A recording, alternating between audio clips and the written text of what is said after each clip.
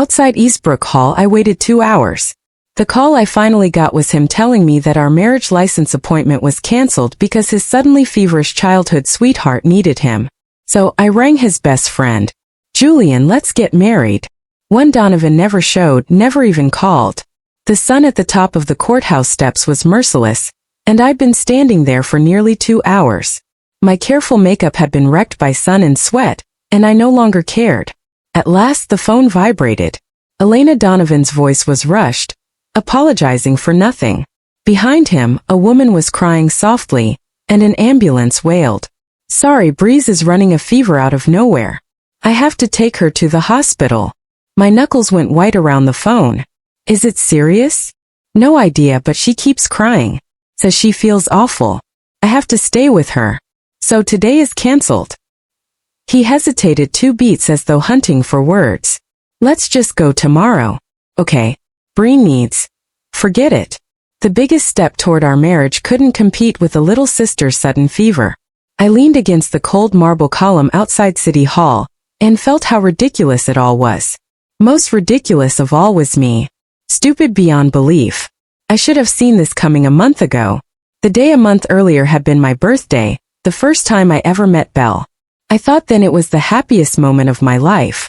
Donovan had reserved a revolving restaurant at the top of the city's tallest tower, a month in advance. And that night he proposed. The stars glittered, the lights shimmered, and the handsome man opened a tiny red velvet box to reveal a hand-forged bracelet he had made himself. Elena, this is the piece I'm proudest of this year. I want it to be my proposal gift to you, my girl, my Elena. Will you marry me? I wept with joy and whispered yes. He took my hand to clasp the bracelet when a ringtone, one I'd never heard, interrupted. Donovan froze, fished the phone from his pocket while still holding the bracelet. His expression shifted again and again before he hung up. Elena, something urgent just came up. Head home first. All right. He shoved both bracelet and phone into his pocket and spun toward the exit, never noticing my outstretched arm. Dawn, what happened? Talk to me. I caught his sleeve, alarmed. Elena, it's an emergency. I'll explain when I get back. I let go and he hurried out. Fine, go. Drive safe and call if you need help. At the doorway he paused, glanced back with a trace of guilt. Be good, Elena. Grab a cab and I'll make up your birthday tomorrow. He didn't come home that night, and the promised make-up birthday never arrived. 2 days later he brought a girl back. Her name was Belle. He called her Bree. They walked in just as I was leaving. Belle had both arms wound through Donovan's. He looked down at her and smiled as he pushed the door. I was tying my shoes in the foyer. The sight stung for no reason I could name. Donovan tried to tug his arm free when he saw me, looking awkward. Instead, Belle hugged it tighter. My gaze landed on her wrists, the left wrapped in thick gauze, the right sporting the bracelet he'd meant to give me the night he proposed. Elena, you're still home. He hadn't expected me to be here, then realized how that sounded and rushed on. Perfect. Let me introduce you to Belle, the one I told you about. He freed his arm and guided her forward by the shoulders. He'd been gone since my birthday. His explanation over the phone had been that a little sister from his hometown, working here, had slit her wrists after some setback. Her parents were far away, so she begged him for help. Elena, when I was a kid I almost drowned. Belle's dad pulled me out. I can't turn my back on them now. I get it. Let me take a few days off to help. A girl might feel uncomfortable with a guy around. My irritation from the ruined proposal had mostly faded. Saving a life mattered more. No need. Hospitals are depressing. I don't want my princess suffering there. Okay, I'll visit when I can. I laughed and dropped it. I hadn't expected her to be discharged so soon or moved straight into our home. Brielle, this is Elena. Hi, Belle. Nice to meet you. I offered my hand. She stared for a long moment, eyes unreadable. Just as I wondered whether to withdraw, she gripped my hand hard enough to blanch my skin. The bracelet flashed. She let go, looped both arms around Donovan again, and pouted up at him. Dawn, didn't you tell her I'm moving in? Why does she act like I'm just visiting? I'm moving in. I blinked. Elena, let's talk in the bedroom. He steered me down the hall. Bree, make yourself comfortable. The moment the door shut, I demanded, "Dawn, what does she mean moving in?" Her landlord heard about the suicide attempt and kicked her out. She's homeless and still fragile. What was I supposed to do? Leave her on the street? You couldn't discuss it with me first? Come on. She's like a sister to me. She's sweet and timid. I couldn't abandon her. There are a million rentals. A broker could fix this in a day. We're looking, but nothing's ready. She shouldn't be alone right now. She can stay a few days until she finds a place and calms down. We have a guest room. He cupped my face. Honey, she'll be gone soon. And her dad saved my life. How do I ignore that? He rubbed my wrist about the bracelet.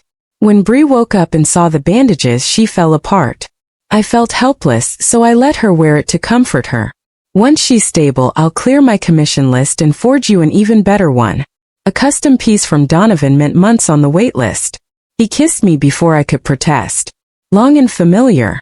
After 5 years, his kiss, his smallest affection, still melted me. So Belle moved in.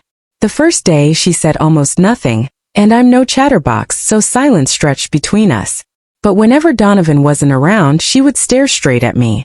Her gaze layered with something I couldn't read.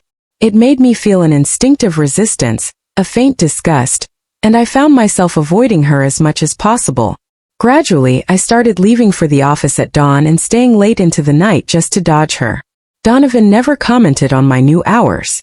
Instead, he cut back on his own after-work drinks, rushing home to cook for Belle, taking her on evening walks, devoting himself to her completely. Friday night, when I dragged my best friend to a bar. Yet again, she finally lost patience. What's going on with you? You used to turn me down because Donovan hated coming home to an empty place. Now you're engaged and suddenly acting like a rebellious teen. I had no answer. I couldn't explain the knot inside me. The drinks kept coming and I got properly drunk. I didn't even notice when Ivy called Donovan. I was perched at the bar yelling for Ivy to order me another Long Island when Donovan stepped in front of me, face dark. Elena, we're going home. I stared at that familiar face for a long moment and mumbled, Dawn, I love you so much, but it hurts. Then I collapsed against his chest and blacked out. I woke after 9 the next morning, head pounding. Donovan came in, sat beside me, stroked my back, coaxed me gently to get up for breakfast. Since Belle had moved in, he hadn't touched me like this. He even switched to the guest room.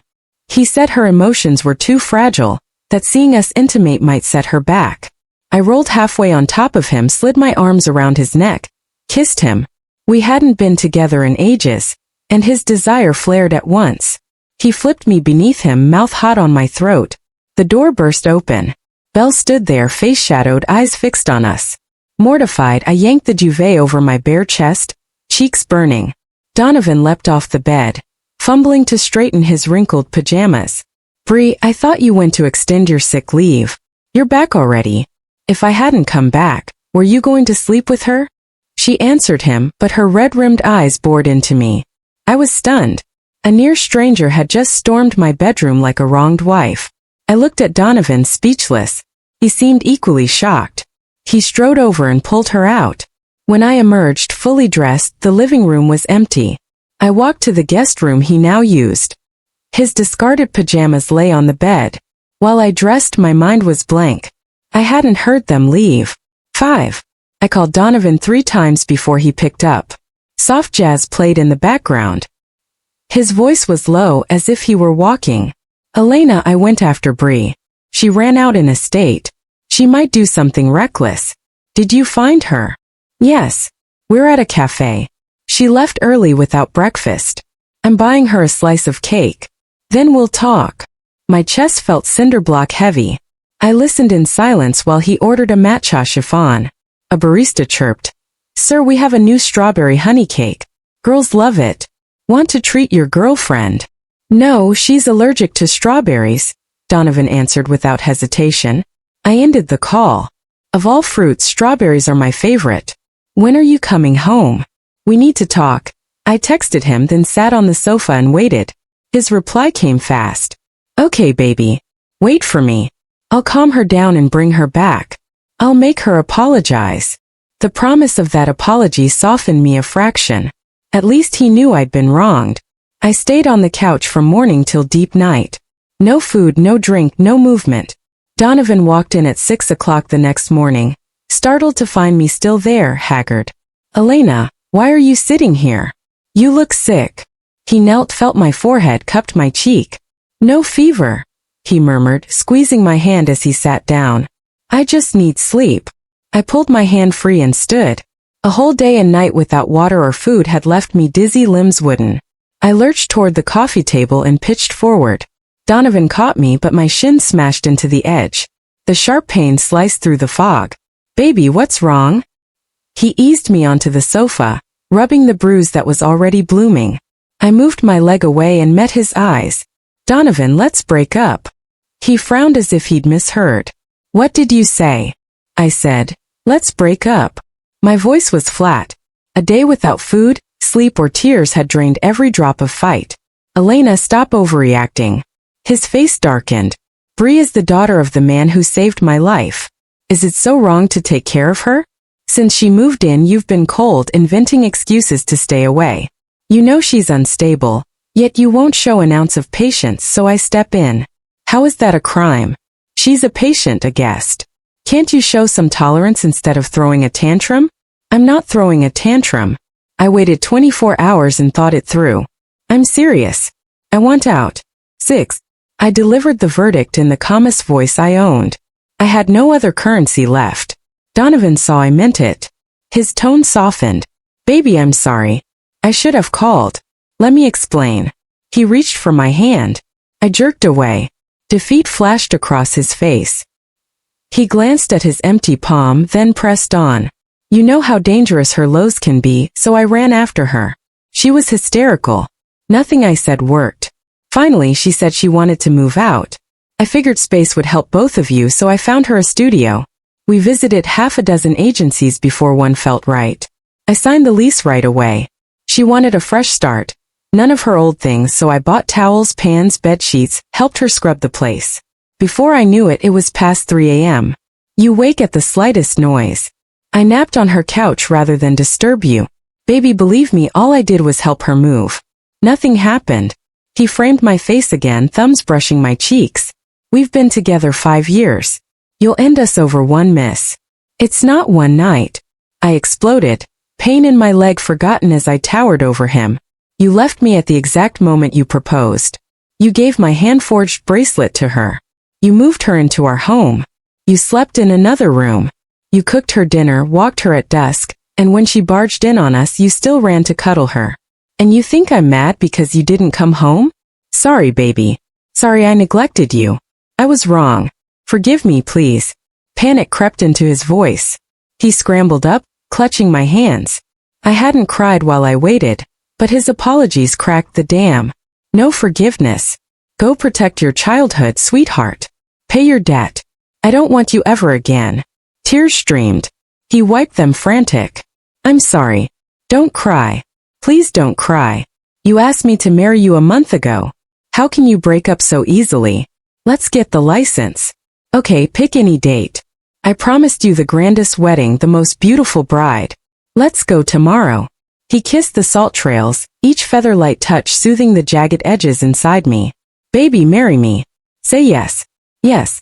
My addicted heart accepted him again, blind to the truth that none of our real problems had been solved. The morning I'd chosen for our marriage license appointment arrived. Belle's call came. Inevitable. Donovan's phone lay on the dash. The screen lit up with Brie as the ringtone sounded. Both of us saw it. Donovan's nerves were written all over his face. Without a word, I picked up his phone and answered. "Dawn, Belle, he's driving. Tell me what you need. Put Donovan on. I need to speak to him." Her voice turned brittle and bossy the second she realized it was me. "Today is Donovan's and my marriage license appointment. Whatever it is, it can wait until we finish the most important errand of our lives." I kept my eyes on Donovan's profile, enunciated every syllable, then ended the call. The ringtone shadowed us the whole ride. Donovan drove like a man in a trance. When we finally reached the East Courthouse, I'd had enough. I motioned for him to answer before we went in. The instant the annoying tone stopped, a woman's sob spilled out. Donovan listened, then looked at me, trapped. Babe, Bree's in a really dark place. I'm scared she'll do something stupid. I have to check on her. Wait here. I'll be right back. The moment he disappeared, I opened Belle's Instagram. A photo.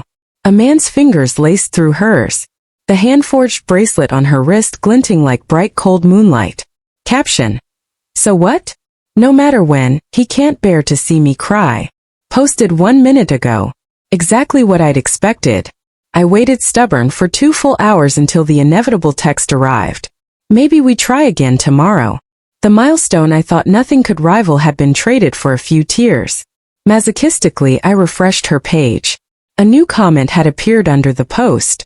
Little Junior, that bracelet is your Dawn's work, right? First love plus childhood friend. Pure moonlight vibes. It was Quinn, Donovan's college classmate, someone I'd only met a couple of times. From that single line, I learned Belle wasn't just the daughter of Donovan's savior, not merely his childhood playmate. She was his first love, Moonlight. Fury, humiliation, resentment, hurt. Everything rose like a tidal wave. I closed Instagram and dialed Julian.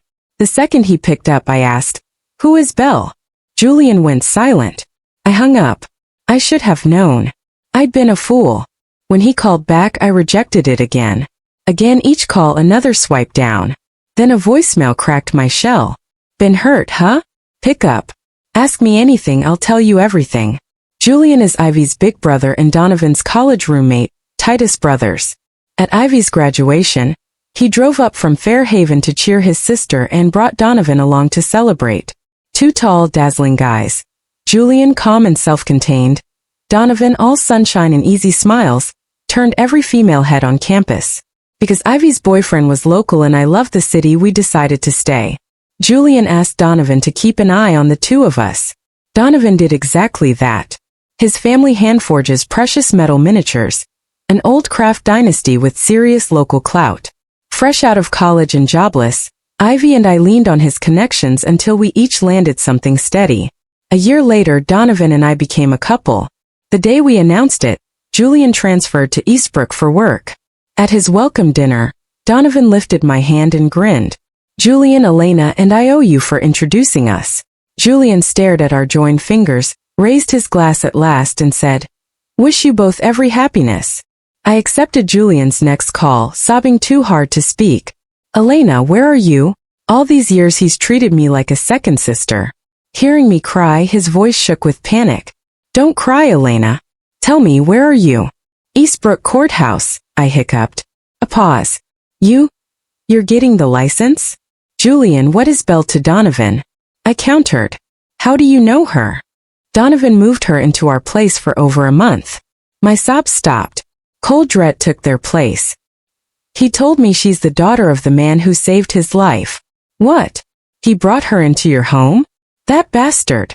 Julian's voice left an octave raw with rage. I was past surprise. "That's not even the worst. Today we got as far as the courthouse steps and one call from her sent him running." A sharp crash echoed through the phone. Something was hurled to the floor. His breathing turned harsh.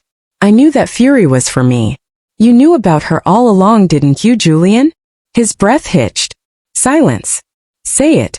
Whatever they were, I won't stay with a man who can drop me in a heartbeat.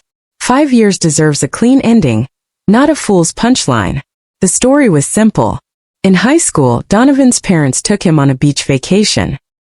He nearly drowned, and Belle's father dragged him out. The families kept in loose touch, cities apart. Sophomore year, Belle enrolled at the same university. A pickpocket snatched her purse while she was out shopping. Donovan and his buddies chased the guy down and returned it. They recognized each other and fell madly in love. The perfect campus fairy tale. Senior year, Donovan planned to move to her city after graduation, so they could marry once she finished school. Then Belle's mother summoned her home for a family emergency. Weeks later, her father phoned. Belle had gone abroad for grad school. Donovan showed up at her house, but it was empty. Neighbors had no forwarding address. He brooded for months, finally went home to take over the family forge, and slowly let go. 2 months ago, Belle reappeared. At the welcome back dinner Donovan hosted, she explained her father's affair, her mother's suicide, and her own ensuing depression, which led her to Europe for treatment. After the guests left, I cornered him. Julian said, anger vibrating through each syllable. He swore the past was dead, that he loved you and was about to propose. He begged me not to mention her, saying it would only upset you. I was idiot enough to believe him, and he used my silence to gut punch you. Elena, don't cry. I'll drag that bastard back by the collar. His words left me strangely still. No need, Julian. You can haul a body back, not a heart. And a heart that flees is only a heart that will sicken you later. 5 years for this insult. If I don't walk away now, I'm begging for worse. 5 years. He echoed softly. You sure? Getting married isn't a Donovan-only sport. I stared at a lone cloud in the blue, my voice steady. I'm sorry, Julian. You warned me. Great friend, great boyfriend, maybe not a man you build a life with. You told me to love myself first. I argued and accused you of trying to sabotage us. I hurt you. I'm sorry. You never need to apologize to me. Elena. He drew a long breath, exhaled and hesitated. You remember the other thing I said that night? You still mean it? A faint smile tugged at my lips. I asked if you remembered. He countered, tension flickering. I said, if you ever needed a plan B, I'm your best option, the license-carrying kind. Still valid. I kept my appointment at the courthouse. Just swapped the groom. Elena, I fell for you the minute I saw you at graduation. I transferred here to chase you, but fate laughed. Someone else got there first. Julian's been good to me, more than good. Ivy jokes he can't decide which of us is his real little sister. I'd always assumed he acted that way because Ivy and I were close. I'd always thought of him as family, too. Donovan had even pretended, sometimes seriously and sometimes not, to be jealous of him. It simply never crossed my mind that the reason he was good to me was because he loved me. In fact, deep down I must have sensed it. I just refused to let myself think any further. Julian said there was no time like the present. Since I'd chosen the date myself, it had to be lucky. Come back to Fairhaven with me this afternoon and meet your new in-laws. The instant the clerk handed us our marriage license, Julian grabbed my hand and invited me home to meet his parents. I went to Fairhaven with Julian. 3 days later, I returned to Magnolia to move out. The apartment was rented in my name. Donovan's family had prepared a bridal loft, but it was still under construction. One reason we'd never rushed the wedding. Most nights Donovan stayed here with me. Anyway, everything looked exactly as usual. After walking out of the courthouse, he had never come back. No surprise, he hadn't even called, let alone shown his face. I opened his Instagram to check one thing. Under the last 3 days, there was only a thin gray line. I switched to Belle's feed. 3 posts in 3 days. Day 1, 2 plane tickets to Saipan with the caption, "The wish we once made together will fulfill today." Day 2, just a photo, no words. A hotel room, twin black and white suitcases parked at the foot of a king bed. Saying nothing, saying everything. Day 3. A man's large hand holding a woman's small one flaunted to the world. The hand-forged bracelet on her wrist sparkled like the water behind them in Saipan. The caption was equally flamboyant. What belongs to me will always come back. I'd once glimpsed the Saipan tickets Donovan booked, departing the day after our courthouse appointment. I hadn't asked, wanting him to explain himself. Now I realized he already planned to comfort Belle in Saipan as soon as our license was stamped, finishing the trip they'd never taken. I smiled and began packing with calm precision. When everything was boxed and the movers loaded the last carton under Julian's directions, I handed my key to the landlady and a note. "Johnson, the lease still has 3 months left. Please leave these 3 sealed bags where they are. If Donovan comes looking for me within that time, give him this note and ask him to collect his things. If he doesn't, throw them out when the lease ends." I thanked her politely, then blocked Donovan on every platform. Donovan came looking. A week later, coincidentally, I was out of town. I lay on a hotel bed video chatting with Julian. "How'd the meetings go?" "Tired." Julian sat at his computer, mouse in hand, eyes on the phone screen. "Not tired. The investors threw a thank you dinner, so I'm a little dizzy from wine." "You drank with your tolerance? Why show off?" He leaned toward the camera as if trying to smell my breath. "How much? Feeling sick?" "It's nothing. Just 1 glass of red. You know, that's usually fine." "Then why dizzy? Where are the 2 guys who were supposed to be with you?" Why do you end up drinking? He fired questions, face darkening. They got toasted by the investors team. No one pushed her or me. I just gulped too fast. Really? I'm okay. Julian G. I dragged the last words, laughing, trying to soothe him. Say, husband. How many days has it been, and you still don't know your place? He scolded, picking up a second phone. Yes, husband, husband, husband, I repeated, watching the grin he couldn't hide. After fiddling with the spare phone, he tossed it aside, folded his arms on the desk, and rested half his face on them, only his beautiful peach blossom eyes showing, sparkling at me. Blink! Blink! My heart inexplicably sped up. The Julian I used to know was the reliable big brother. Few words, occasional deadpan humor that could floor a room. To strangers he carried natural authority. Intimidating, hard to approach. I'd never feared him. Through Ivy I'd always felt safe. His voice dropped even lower. Magnetic wife, I'm so pitiful. What's wrong? Abandoned for 3 whole days. Freshly married too. My God, Julian, my once taciturn composed you on GI. How did you become this cute? Your persona collapsed so thoroughly. I laughed until I shook. I miss you, wife, he said, utterly serious. This Julian I really liked. Donovan's back. He's looking for you. Came to you? Not yet. He's been calling Ivy nonstop. Tell her to block him. Ignore it. She didn't. She cursed him out for half an hour without repeating herself. He stopped ringing. Yeah. Ivy's tongue is a weapon. Taking him down is effortless. Does hearing about him still hurt? Not hurt, just a lingering knot. After all 5 years of wholehearted devotion. Don't worry, wife. From now on I'll protect you. A knock. I signaled Julian and went to open the door. A waiter entered. Night your hangover soup. I stared, puzzled, then darted back to the screen. Drink it before you sleep or you'll have a headache tomorrow. He smiled so gently. Husband, I'm so lucky to be your wife. On the 15th day of my life as someone else's wife.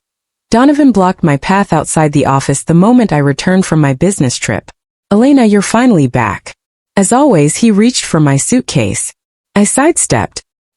He barred my way, glanced at the crowd and lowered his voice. Must you make a scene in public? Donovan, I don't want drama. Move. What do you want? Huh. You vanished without a word.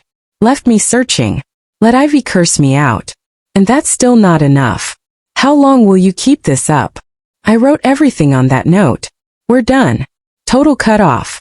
Can't you read? Break up. I don't agree. A laugh of disbelief burst out of me. Your agreement means squat.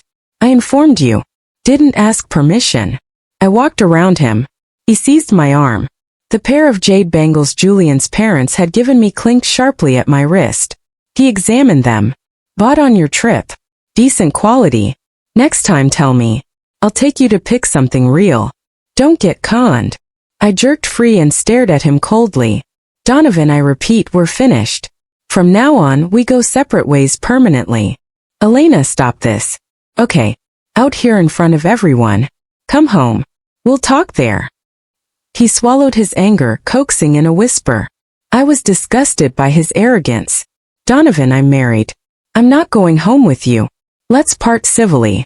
You run back to your childhood sweetheart, white moonlight, whatever. And I'll live my life with my husband. No overlap. After 5 years together, at least give us a dignified ending. Walk away. First love, white moonlight. I look after Bree because she has no one, he said, latching on to the only point he'd heard. I admit flying her to Saipan without telling you was careless. She was in crisis, depression, suicide risk. She needed support. I only wanted her to clear her head. It helps her illness. Honestly, nothing happened. You yourself said saving a life matters. How can you fault me for doing my part? You said it, so why be petty now? I was speechless, my heart numb to think I'd spent 5 years loving someone so spineless, so irresponsible, so expert at shifting blame. Enough. Shut up, Donovan. I don't want to hear another syllable. You make me sick. I spat each word like ice, my face frozen, fighting the nausea rising inside. Only then did he finally sense that this time I was different. He froze, then quickly softened. I'm sorry, Elena. My mistake. I shouldn't force you to feel the same duty. I was wrong. Don't be mad. Let's go home and talk. Okay. Talk about how you used Rescuer as an excuse to move your ex-girlfriend into my apartment.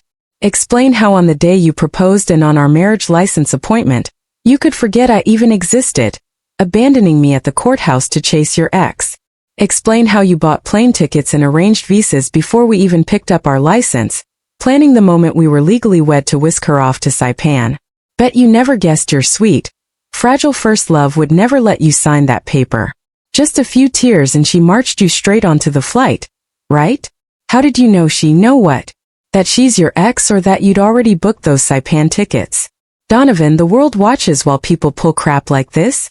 Did you really think I've spent years playing the obedient little doormat because I'm deaf, dumb, and blind to your games, Elena? No. Listen, it's not. This isn't what you think. Let's go home and talk, please. Donovan stared at my rage and finally panicked, lunging to grab my hand. I must have been past the breaking point. I dodged, spun, and slapped him hard across the face. He froze, clearly never expecting me to hit him. I froze too, surprised how good instant violence felt. Before he recovered, I delivered a second slap. I studied my stinging palm, then his crimson cheek. So damn satisfying. Utterly addictively satisfying. Only his reaction wasn't what I expected. Elena, enough. Feel better? If not, take two more. Keep going until it's out of your system. He muttered, rubbing his swelling jaw, eyes pleading. He reached for me again. I lurched back like he was a rabid dog. Hurt flashed across his face. I didn't hide it to hurt you. I was afraid you'd overthink. Helping her means nothing beyond keeping her depression from spiraling. Elena, stop being angry. Okay, let's patch this up. I swear I'll never ditch you for her again. If I ever do anything involving her, I'll ask permission first. Deal. Save the speech. I raised a hand. Hope sparked in his eyes. You forgive me, don't you, Elena? I knew it. You love me most, you'll understand. He stretched out his hand again. Come on, babe. Let's go home. I gave a cold laugh. Home? Donovan, do you seriously think a hug, a few kisses, and sugar-coated lies will reset us to happy couple? Me smiling while you flutter off to your ex? You know I don't mean that. My refusal finally dented him. Your intentions don't cost me a cent. I'm not going anywhere with you. My husband's waiting. Move. You're blocking my way home. What are you talking about? In translation, her husband, that's me, is waiting. Step aside. Julian's deep, smooth voice rang beside me like a miracle. Julian. Donovan spun, frowning as Julian strode up. Julian. I'm sure Ivy's filled your ears with trash about me. Yeah, I ignored Elena's feelings. I hurt her without noticing. But this is between the two of us. Stay out of it and quit the jokes. I ignored him, wheeling my suitcase to Julian, rising on my toes to plant a light kiss on his lips. Donovan detonated. He charged, swinging a vicious punch at Julian. Julian sidestepped, backed off 2 paces, unbuttoned his jacket and tossed it to me. Stand clear and watch your husband handle this. Clutching his coat in my bag, I stepped to the curb and settled in to enjoy the show. Donovan couldn't beat him. Once drunk, he and Quinn together hadn't taken Julian down. Today, crazed with jealousy, Donovan fought ferociously and actually held his own for a few moments. But inability is inability. When Julian finally pinned him to the pavement, Donovan snarled, "You call yourself my buddy? We fight and instead of talking me down, you jump in. What the hell?" Julian stood, brushed dust from his trousers, and slipped an arm around my shoulders. "You had it coming, friend's wife? Off limits, man. What do you think you're doing? She was never your wife. Now she's mine. Paper and ring to prove it." I tilted my head at Julian, unable to hold back a huge grin. "You both of you, Donovan, consider this formal notice. Elena and I are married. Don't come near her again." Julian tucked me against him and delivered the verdict. "No. Impossible. You two. I told you I was married. You chose selective deafness. Everything but bell bounces off you. How could you do this? You're my girlfriend and you sneak off to marry my best friend while I'm gone. You ditched me at the license bureau for your ex. Why can't I marry someone else? But he's my bro. This is a slap in the face. Donovan, on license day I said whatever crisis, wait until my life event is done. In your eyes, my milestone weighed less than your ex's tears. That crucial day, someone cherished my tears. Someone fled because of hers. Guess whose ring I took? No, that's wrong. I love you, Elena. Nothing's going on with Belle. I pitied her. Never meant to lose you. Maybe you didn't plan to lose me, but Belle sure plans to keep you. Her Insta boasts weren't exactly encrypted. What posts? My phone died at Saipan's gate. I got a new one after we landed. He yanked out the handset and scrolled. There's nothing here. What did she post? Guess Stolen Joy still needs an audience, just not you. I laced my arm through Julian's. Hubby, let's go home. Julian and I held our wedding in his hometown, Fair Haven. Spectacular, lavish, beneath crystal chandeliers, we vowed to stand by each other for life. He knelt, sliding the ring we'd chosen onto my finger amid 1,000 lights. Most guests were Julian's college friends. Donovan wasn't invited. Some knew the history between Donovan and me. Others would soon hear. I whispered to Julian, "Aren't you scared though? Gossip. Won't it feel awkward?" He brushed my nose with his, grinning shamelessly. I married the woman I love. Let them chatter. That swagger of his drives me wild. During toasts, the classmates surrounded us. Julian, your bride's gorgeous lucky bastard. After years of secret crushing, you finally scored. Congrats, man. Wishing you to a lifetime of happiness. Glasses kept coming. I downed several to spare Julian. When we finally escaped, someone muttered, "Stunning bride and so thoughtful." No idea what Donovan was thinking. Love's simple, people aren't. A red rose and a white one in the same vase. Good luck. Exactly. Only Julian could silently wait all those years and win her today. Fate decides, today proves it. Catching me eavesdropping, Julian tapped my nose, tender and amused. After the honeymoon, we moved into our brand new place. Blissful duo. Perfect life. Donovan dropped from sight. Months later, I ran into his mother at the mall. Her eyes gleamed as she clasped my hand. She finally patted it softly and said, "My Dawn has no blessings. You and Julian cherish each other. Life is short. Life is long. Every stage carries choices and losses. What you hold now is the finest you'll ever have."